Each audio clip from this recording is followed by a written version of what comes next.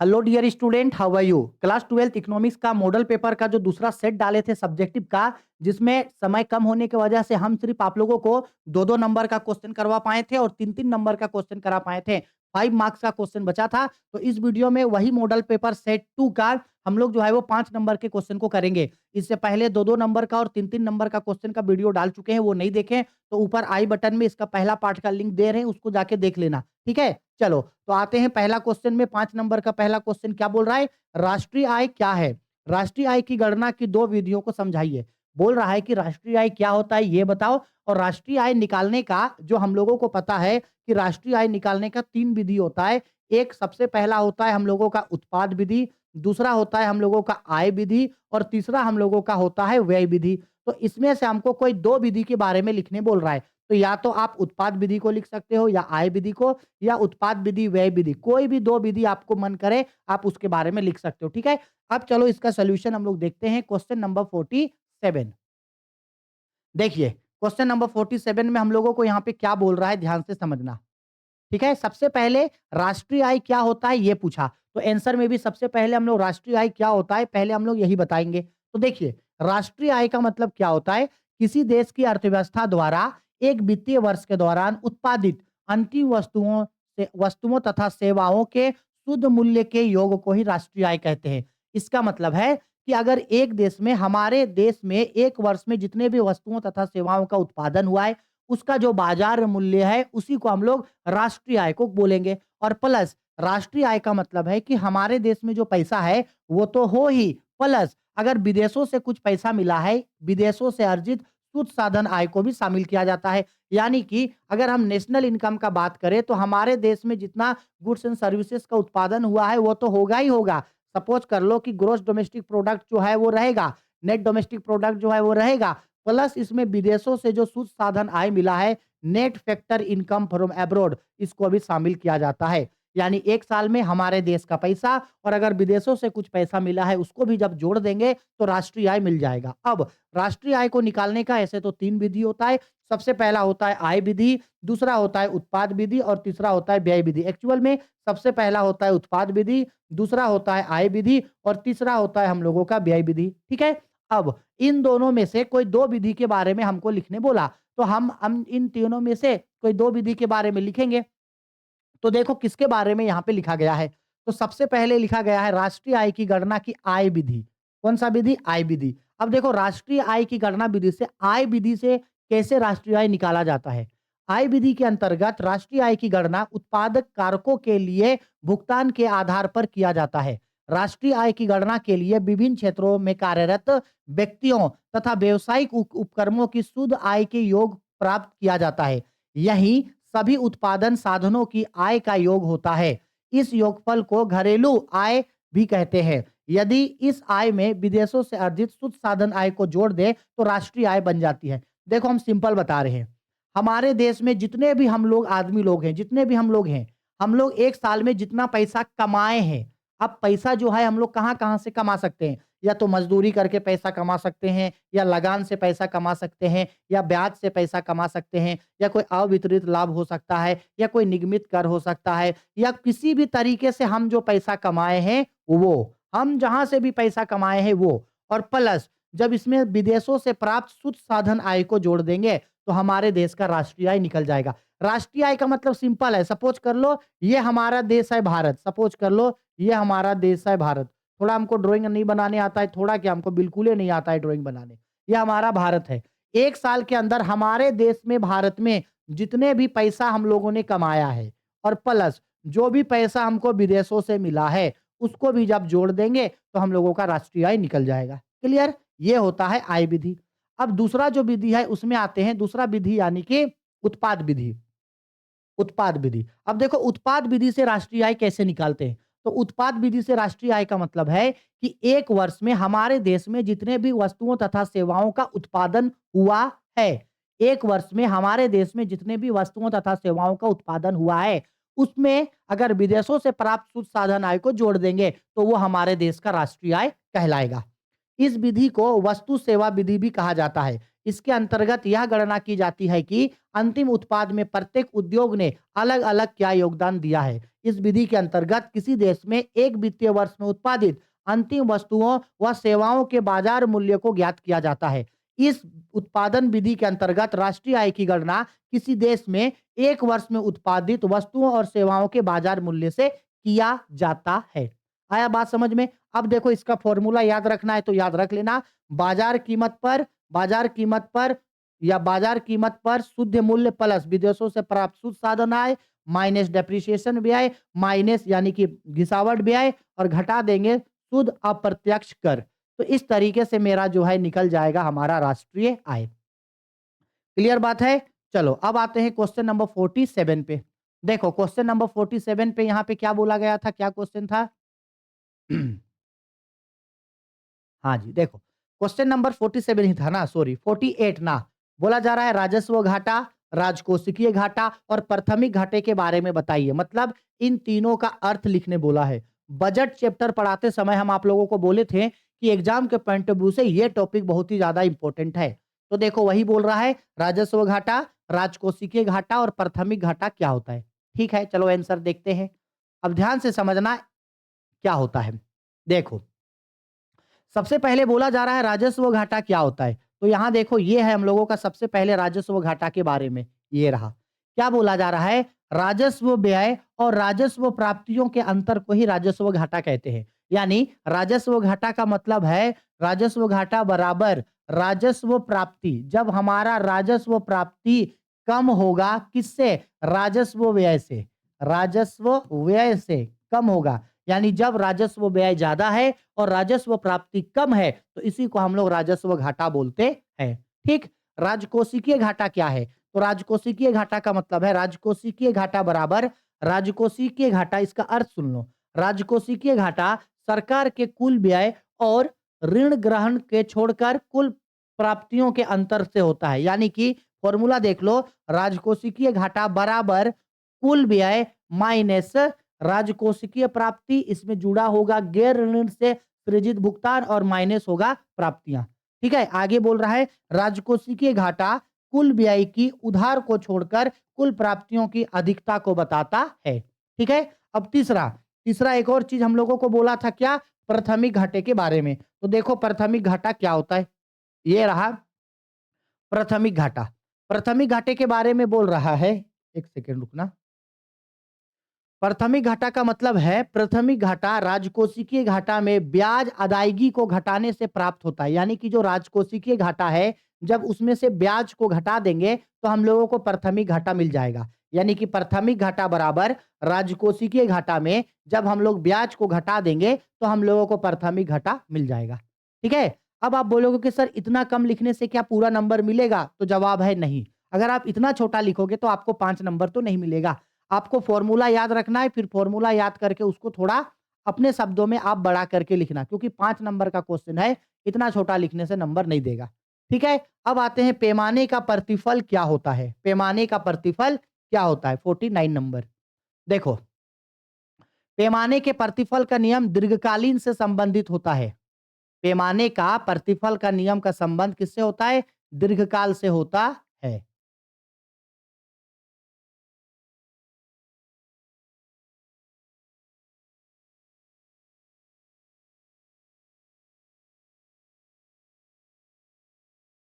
पैमाने का प्रतिफल का संबंध दीर्घकाल से होता है। पैमाने का प्रतिफल का संबंध किससे होता है, दीर्घकाल से होता है। देखो पैमाने का प्रतिफल का नियम क्या है, अन्य बातें समान रहने पर पैमाने का प्रतिफल यह बताता है कि उत्पादन के सभी साधनों में परिवर्तन के फलस्वरूप कुल उत्पादन में होने वाले परिवर्तन को बताता है। पैमाने का प्रतिफल का संबंध दीर्घकाल से होता है और दीर्घकाल में उत्पादन के सभी साधन परिवर्तनशील होते हैं।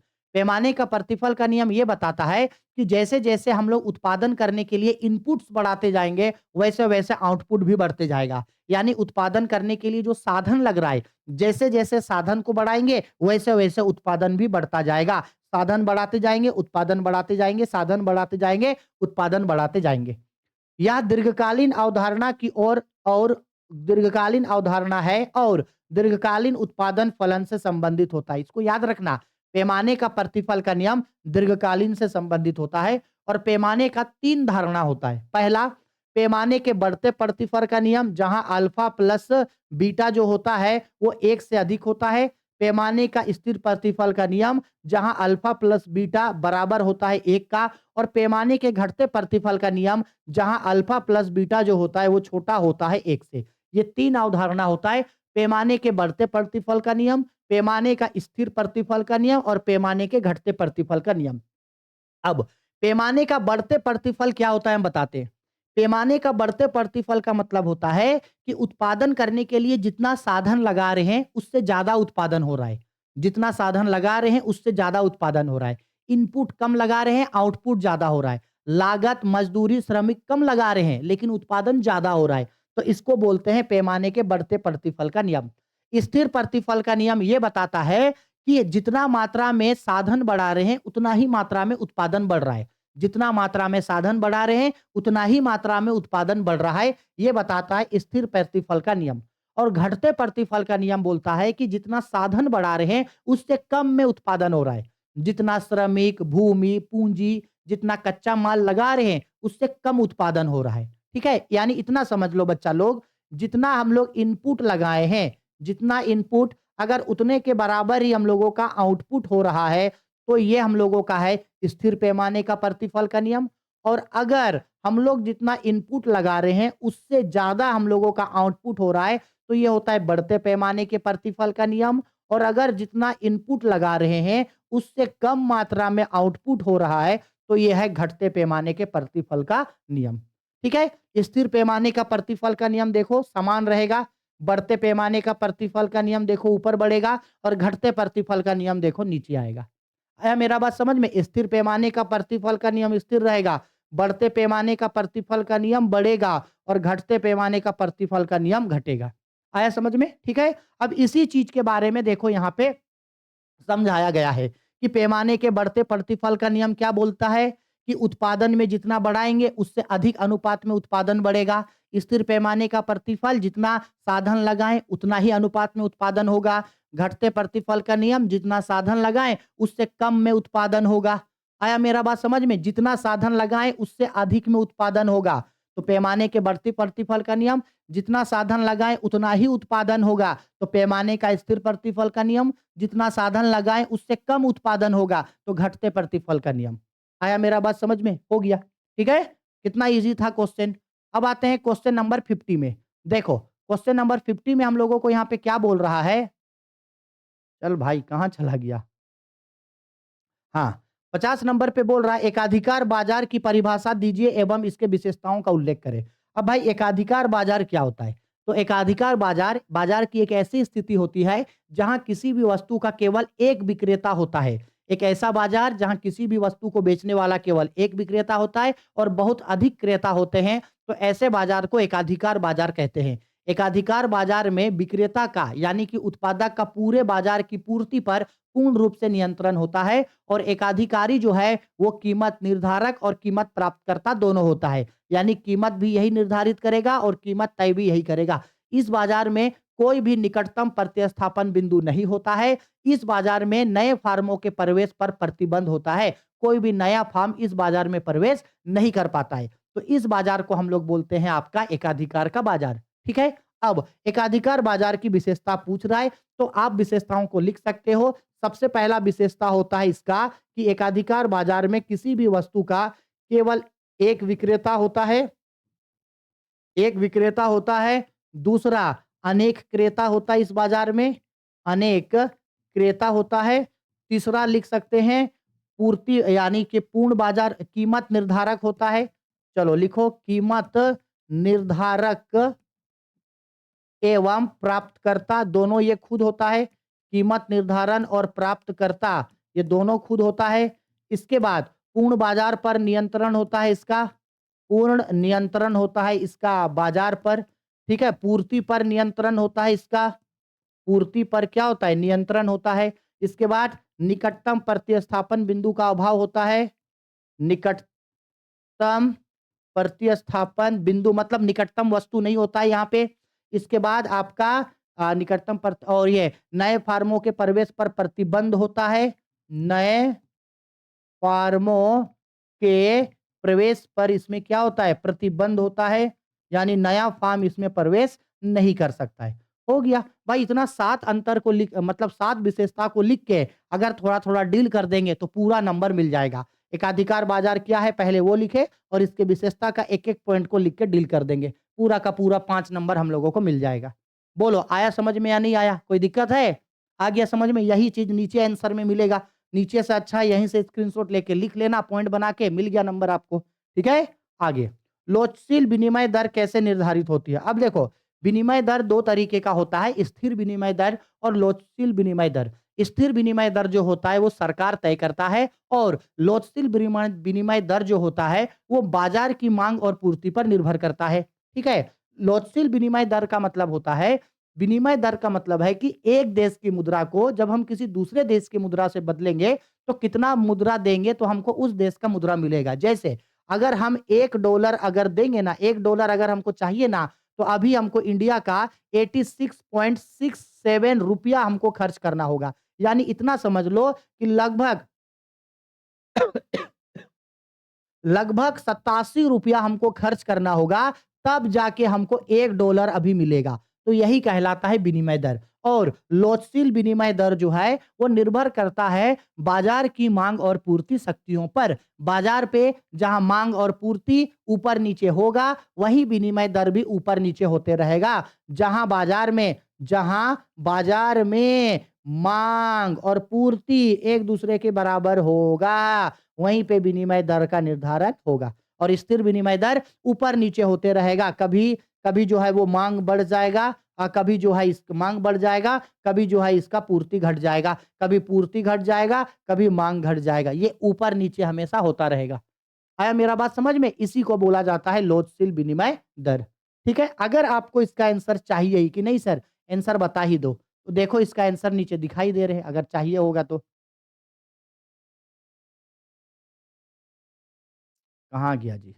ये देखो एकाधिकार बाजार वाला क्वेश्चन था। अभी जो बताए थे ना एकाधिकार बाजार वाला, वो ये देखो संतुलित विनिमय दर ये रहा। देखो है यहाँ पे। बोले थे ना माँग और पूर्ति द्वारा निर्धारित होगा। ये देखो डिमांड, ये देखो डिमांड, ये देखो सप्लाई, ये देखो सप्लाई यहाँ निर्धारित हो गया। समझ में आया? इस तरह से निर्धारित हो गया। अरे क्वेश्चन में संतुलित हाँ, ठीक। इस तरह से निर्धारित हो जाएगा। आया मेरा बात समझ में? हो गया।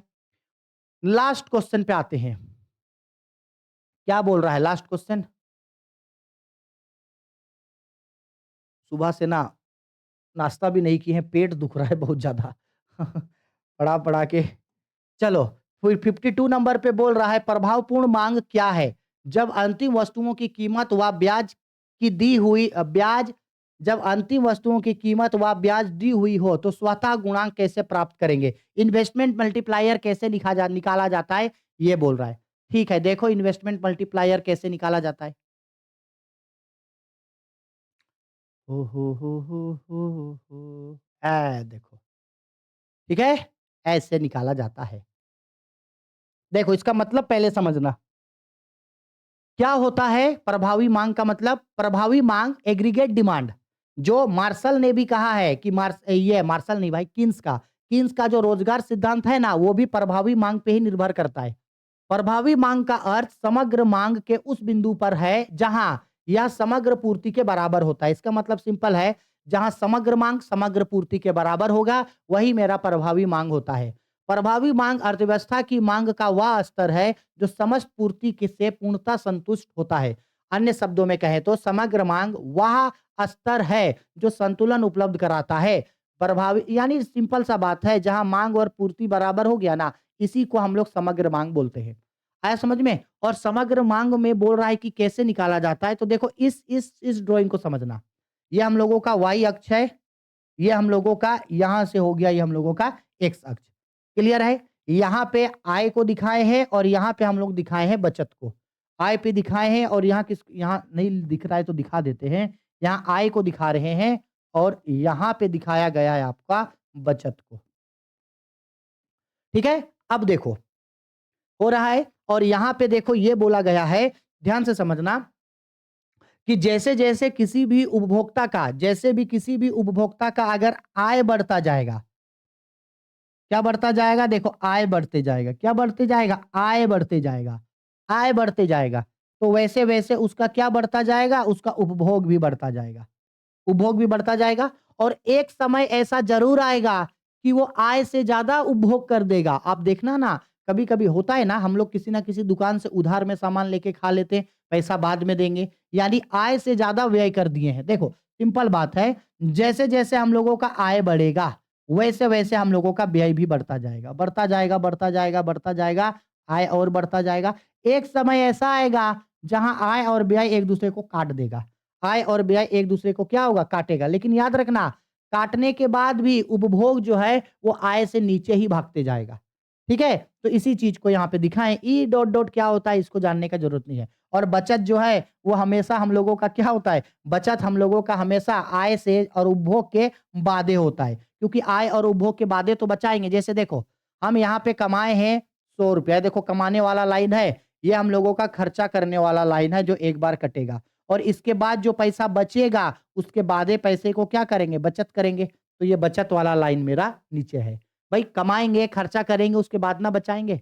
ठीक है? तो जहाँ ये दोनों एक-दूसरे के बराबर काटा, उसी को देखो यहाँ पे डॉट-डॉट करके यहाँ पे मिला करके ए इंडिकेट किए हैं। ठीक है? बस ये ग्राफ आप थोड़ा-सा समझ के लिख लेना ना, मिल जाएगा नंबर। ठीक है? तो हो गया हम लोगों का सब्जेक्टिव क्वेश्चन 5 नंबर का। इसके बाद जितना भी और 3 सेट का वीडियो आएगा परख का, और तीनों सेट का वीडियो अब एक साथ ही हम अपलोड करेंगे। सुबह मेरे पास समय नहीं था, हॉस्पिटल जाना था, इसलिए हम इसको थोड़ा-सा बाद में बता रहे हैं। ठीक है? चलो।